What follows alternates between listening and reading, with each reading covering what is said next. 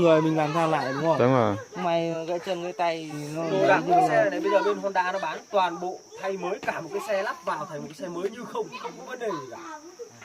Không có gì phải quan trọng là Mọi người nhá, cố gắng đi chậm nhá, thấy chưa? không được gì đâu.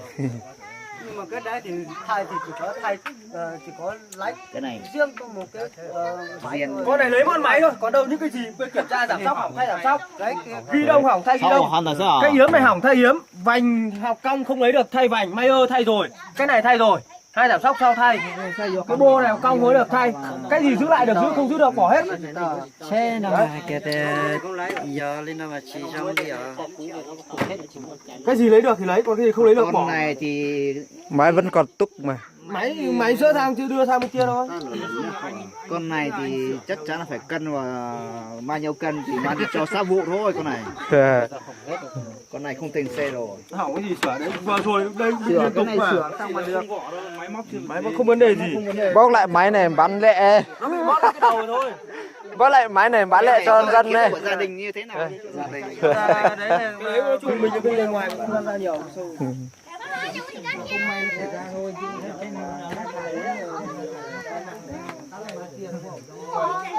Đấy, ít chục phần gì thọ chơi biết sự đời sai này. Một quả canh này. Cú lo là cú một chính, cú mè là cú chị thế nào liền đó này. Đấy. Biết sự mè thế biết sự lo là phải chủ tàu một chính. Để xong một chích trắng đó, một canh giò nữa nè, cho một chích trắng chị cậu đi nè. Ta mà giờ vì mót xa thì dân thò mà bỏ qua tiếng dân thò mà giờ chỉ thằng đã lại chỉ là lúc này chỉ tôi mót nó chơi rùa sư, giờ tiền trâu mà giờ chủ tiền bảo tao hộ tao. Rồi có hồ để nó cú ra, có hồ để có cú rồi tất cả à. Rồi tất cả tụi nó tới lò rồi, tụi nó tới lò rồi, tụi nó lò tay. Có nhớ hỏi nào mà. Cái của lò là có chỉ bỏ.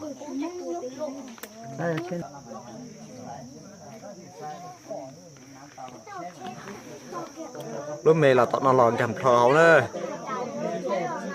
Trong cho khó thì chỉ cho tụi mình này. Cho tròn xuống bọn nó. Mình chỉ đây họ sai này. Dù chạy mẹ là dù có tầm một cái lại chạy lo là lấy tầm một cái nè, để thăm một chiếc chẳng à. Sẽ được sai. Dù mẹ là dù một chỉnh thế, lại họ lo lại một chỉnh thế. Mà chạy lại lo, chạy lại họ giống như nhẹ thế nó. Bỏ cá hài đi chà.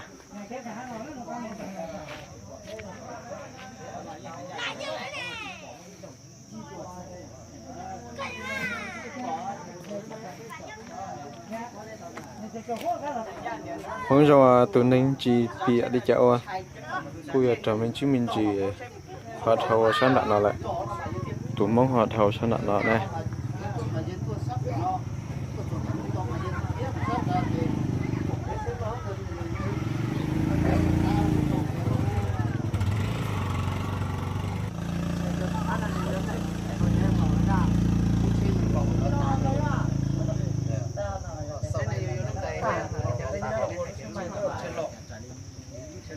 Lúc nào tôi cho bé xa dưới này.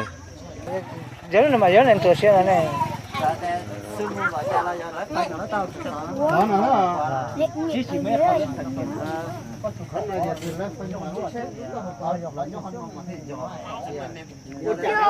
Xếp bộ cho ta.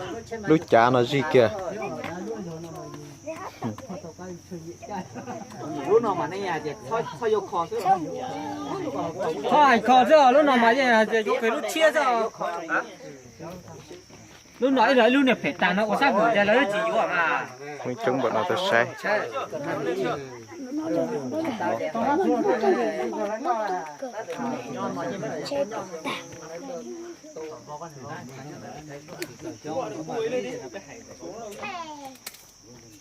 Có thể tu lọc không cái nào phải đấy.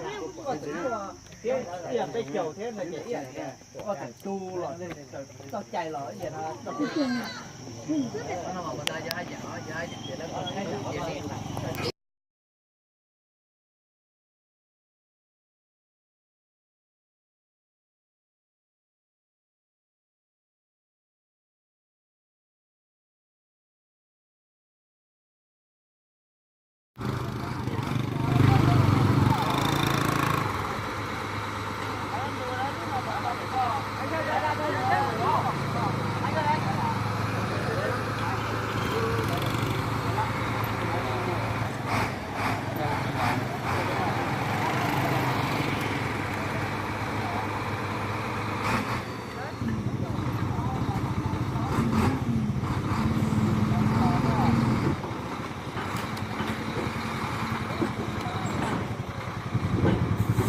Ngoài kia còn chỗ tránh không, ra này ngoài kia cho xe kia nó vào.